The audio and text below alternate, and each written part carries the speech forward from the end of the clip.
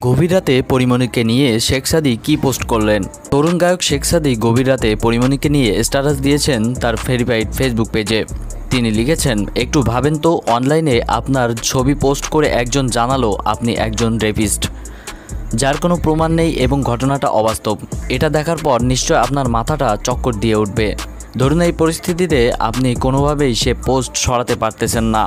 মানুষ আপনার বাবা মাকে ট্যাগ করছে, আপনার আত্মীয় স্বজনকে ট্যাগ করছে, আপনার পাশের বাসায় থাকা লোকটাও শেয়ার করে ছিছি করতেছে, কিন্তু আপনার কিচ্ছু করার নেই। মিডিয়ার এই ভিউ ব্যবসার ফাঁদে বন্দী হয়ে যদি আপনার সম্মানহানি হয়, আপনার করারও কিছু থাকে না। তখন আসলে আপনার পরিস্থিতিটা কি হতে পারে এবার ভাবুন। একজন নাম পরিচয়হীন মানুষ, যাকে কেউ চেনে না, তার কথার উপর ভিত্তি করে তাকে মিডিয়ার সামনে উপস্থাপন করা হলো। তার অযাচিত কথা দেশব্যাপী ছড়ানো হলো।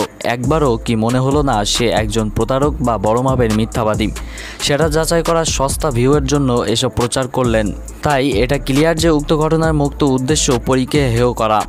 আর পরীর সাথে আমিও আমার পরিবার মানুষের কাছে প্রশ্নবিদ্ধ হচ্ছি, যেটা আমি আর আমার পরিবার ডিজার্ভ করে না। পরী আপনাদের ভালোবাসার জন্য আজ একজন সুপারস্টার, কিন্তু তার উদাহরণস্বরূপ যে কোনো বিষয়ে তার ব্যক্তিগত জীবনকে টেনে তাকে হেয় করার চেষ্টা করা হয়।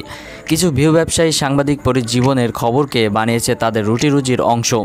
তারা ভুলে যায় নায়িকার চরিত্রের বাইরেও পরী একজন নারী, একজন মা ও সবার ঊর্ধ্বে সে একজন মানুষ। তো ভিউয়ার্স, আমাদের আজকের আয়োজন এ পর্যন্তই। ধন্যবাদ সকলকে।